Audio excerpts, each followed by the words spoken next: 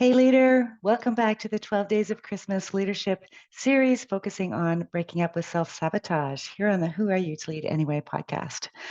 On the 10th day of Christmas, my future self gave to me the courage to break up with the victim piece within me. Yes, that's right. Today, we are talking about shedding the victim mentality that may be holding you back from fully embracing your leadership role. Now, breaking up with the victim piece of ourselves is not always easy. It's that voice inside of our heads that says, why me? Or this always happens to me. And as leaders, it's crucial to let go of that mindset to truly step into your power. So, how do you do it? How do you break up with the victim piece of yourself?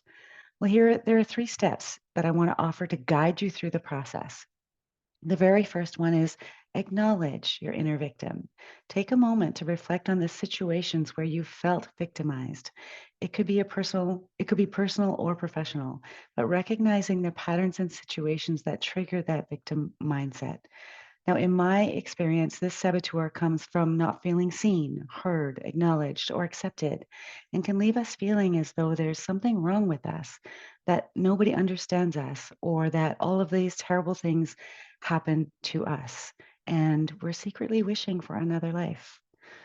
So the second step is to take ownership.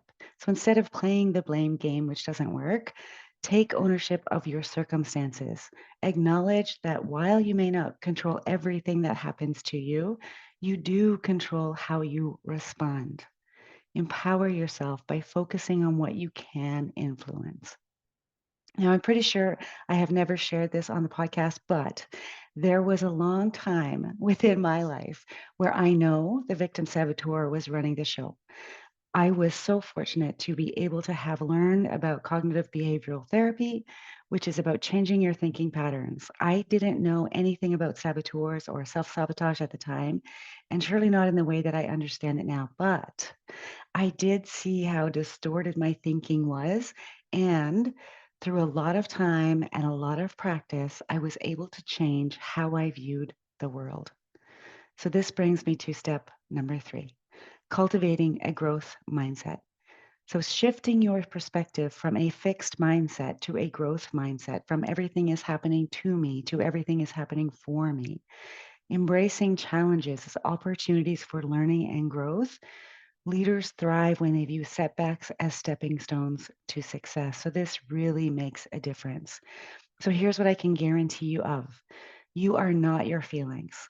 You're so much more than your feelings. And when you keep telling yourself no one cares, the cost of that thinking is that you push people away from you, even sometimes those people that you love.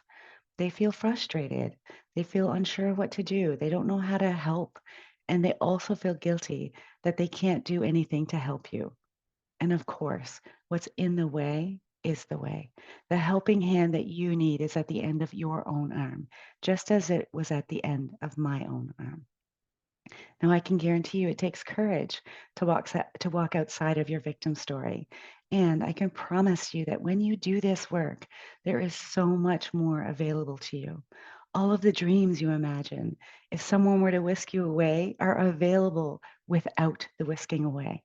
The skies are brighter, the days are filled with possibility, and the world is filled with more color. Hard things will happen. That's a given. How you respond is not a given. You can choose to think life is happening to me and it feels terrible. Or you can choose to think life is happening for me, which feels like an adventure instead. So, as you go through these steps, remember that breaking up with the victim piece is a process. It might not happen overnight, and that's okay. The important thing is to be aware of when the victim mentality creeps in and actively work to reframe your thoughts and the story that you've been telling yourself. Make sure that one of the stories you're telling yourself is more helpful than what you have been telling yourself. There's never a better time to write a new story than the start of a new year, the start of a new week, the start of a new day, and you already have the pen. So this is a wrap for our 10th day of Christmas Leadership Challenge, breaking up with the victim within. You are not defined by your circumstances. You are defined by how you rise above them. So join me tomorrow for the 11th day of Christmas, where we will tackle how to celebrate imperfections. Until then, lead with intention, purpose, and the belief that you are indeed meant to lead. See you tomorrow.